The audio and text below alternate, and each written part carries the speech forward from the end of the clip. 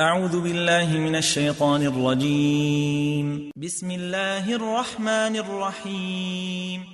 الرحمن علم القرآن خلق الإنسان علمه البيان. الشمس والقمر بحسبان والنجم والشجر يسجدان. والسماء رفعها ووضع الميزان ألا تطغوا في الميزان وأقيموا الوزن بالقسط ولا تخسروا الميزان. والأرض وضعها للأنام فيها فاكهة والنخل ذات الأكمام والحب ذو العصف والريحان. فبأي آلاء ربكما تكذبان؟ خلق الإنسان من صلصال كالفخار وخلق الجان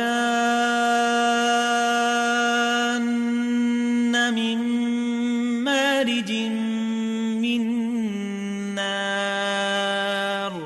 فبأي آلاء ربكما تكذبان؟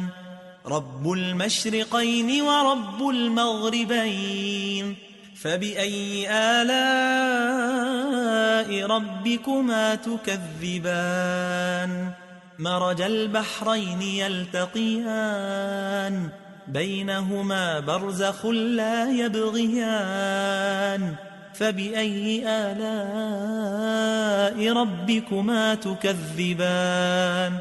يخرج منهما اللؤلؤ والمرجان. فبأي آلاء ربكما تكذبان؟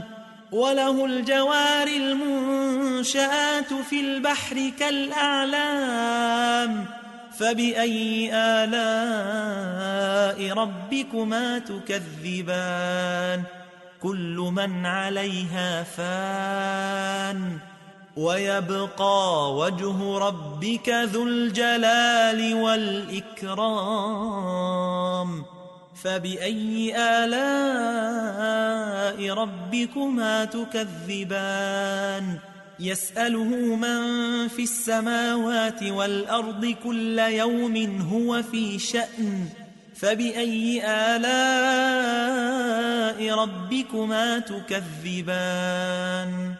سنفرغ لكم أيها الثقلان. فبأي آلاء ربكما تكذبان؟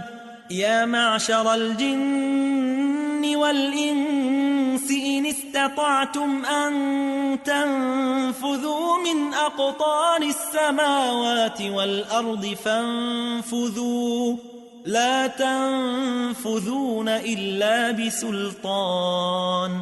فبأي آلاء ربكما تكذبان؟ يرسل عليكما شواظ من نار ونحاس فلا تنتصران. فبأي آلاء ربكما تكذبان؟ فإذا انشقت السماء فكانت وردة كالدهان. فبأي آلاء ربكما تكذبان؟ فيومئذ لا يسأل عن ذنبه إنس ولا جان.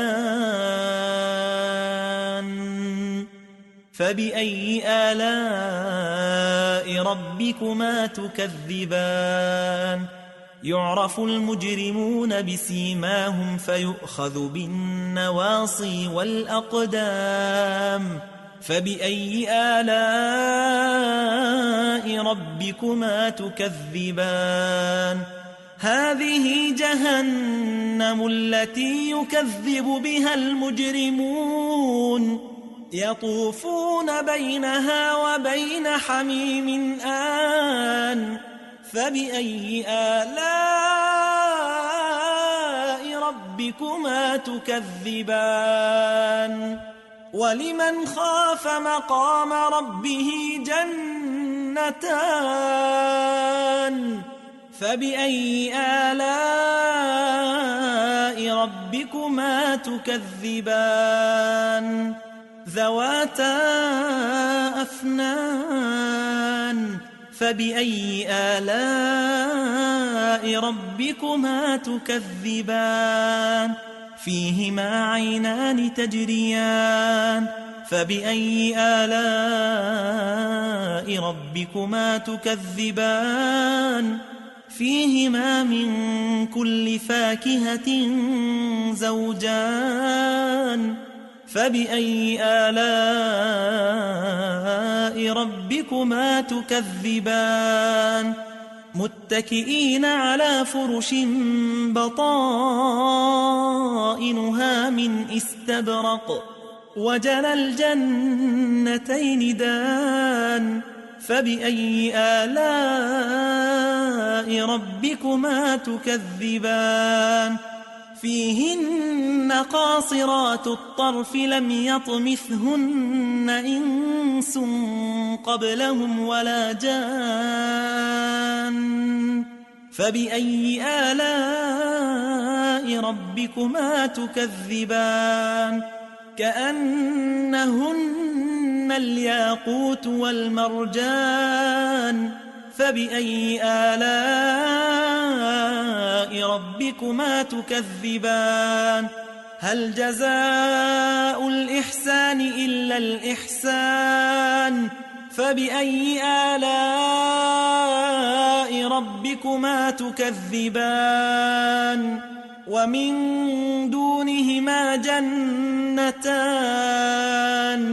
فبأي آلاء ربكما تكذبان مدهامتان فبأي آلاء ربكما تكذبان فيهما عينان نضاختان فبأي آلاء ربكما تكذبان فيهما فاكهة ونخل ورمان فبأي آلاء ربكما تكذبان فيهن خيرات حسان فبأي آلاء ربكما تكذبان حور مقصورات في الخيام فبأي آلاء ربكما تكذبان لم يطمثهن إنس قبلهم ولا جان فبأي آلاء ربكما تكذبان متكئين على رفرف خضر وعبقري حسان فبأي آلاء ربكما تكذبان تبارك اسم ربك ذي الجلال والإكرام